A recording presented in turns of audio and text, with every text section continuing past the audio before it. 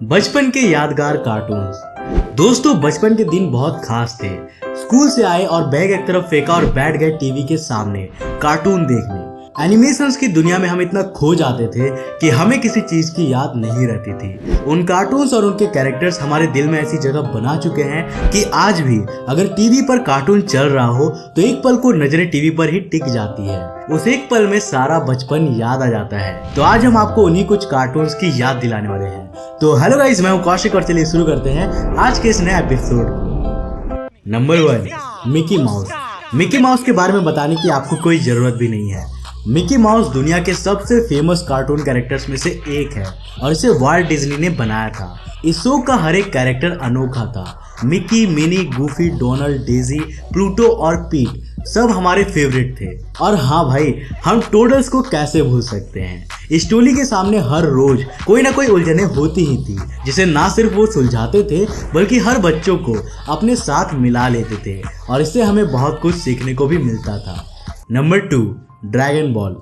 Dragon ball एक Japanese cartoon series थी जिसे दाइसुके निशियो ने निर्देशित किया था और ताकाओ कोयामा ने इसे लिखा था। वैसे इस शो के सच्चे वाले फैंस को ये बताने की जरूरत तो नहीं है, लेकिन फिर भी ये बता देता हूँ कि ये शो गोकू और उसके दोस्तों पर आधारित था जो पृथ्वी को बचाने के लिए दुश्मनों से लड़ते थे। इसके ही सीक्वल ड्रैगन बॉल जी में गोकू के बेटे गोहान की कहानी दिखाई गई है। इस शो पर आधारित आज तक 15 मूवीज और 148 वीडियो गेम्स रिलीज हो चुके हैं।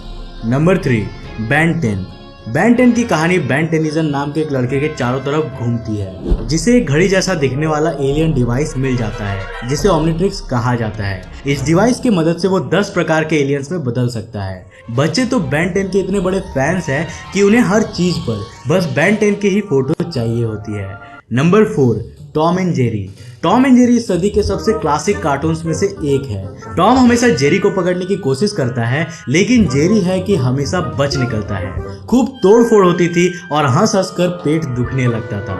इन दोनों की दोस्ती और दुश्मनी सभी को पसंद थी। वेल, आपको बता दूं कि इस कार्टून को साल 1940 में विलियम हेना और जोसेफ बार्बरा ने बनाया था।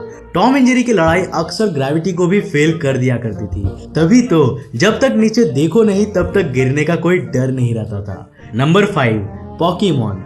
तो आइए अब आपको ले चलते हैं पॉकीमोन की दुनिया में, जहां ऐश निकलता है अपनी आंखों में पॉकीमोन मास्टर बनने का ख्वाब लेकर। ऐश मिस्टी और ब्रोक के साथ साथ सफर पर जाना और नए नए पॉकीमोन्स को देखकर उनकी दुनिया में खो जाना। और पिकाचू को कैसे भूल सकते हैं। आज भी मैं सोचता हूँ कि पॉकीमोन के क्रिएटर को ऐसी दुनिया बनाने का ख्याल भी कहाँ से आया होगा।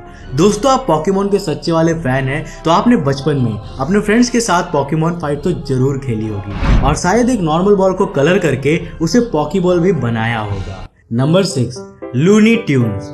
लूनी ट्यून्स में हर बच्चे के लिए कुछ खास था। इसमें इतने सारे कैरेक्टर्स थे कि हर बच्चे को कोई ना कोई तो जरूर पसंद होता था। बक्स बनी, Daffy duck, Tweety, Sylvester, granny, Marvin और भी ढेर सारे कैरेक्टर्स थे इसमें। आप इसे देखते देखते थक ही नहीं सकते थे। वैसे आपको बता दूं कि इसका पहला एपिसोड साल 1930 में आया था और स्टार्टिंग में इसे ब्लैक एंड व्हाइट में बनाया जाता था। Number 7, Doraemon. डोरेमोन 22वीं सेंचुरी से आया एक ऐसा रोबोट है जिसके पास नोबिता की हर उलझन का हल होता था। मुझे नहीं लगता कि आप में से कोई भी ऐसा होगा जिसने इस कार्टून को नहीं देखा होगा और कई तो शायद इसे अभी भी देखना चाहते होंगे। डोरेमोन को जापान के फुजिको फुजियो ने बनाया था और इसका पहला एपिसोड साल 1970 में रिलीज हुआ था। ध्यान है कैसे नोबिता हमेशा जियान से पिटने के बाद रोता हुआ घर आता था और फिर डोरेमोन उसे कोई गैजेट देता था। उस समय हम सभी के मन में एक ख्वाहिश होती थी कि काश ये गैजेट हमें भी मिल जाता। नोबिता और शिजुका की दोस्ती, सुनियो का नोबिता को हमेशा चिढ़ाते रहना और भी क्या क्या यादें जुड़ी हैं इस कार्टून से। आज भी जब टाइम मशीन का नाम सुनता हूँ तो वही डोरेमोन वाली टाइम मशीन याद आती है। डोरेमोन के लिए एक लाइक करना तो बनता है यार। Number 8, Mr Bean. Mr Bean के रियल और एनिमेटेड दोनों ही वर्जन्स खासे फेमस है।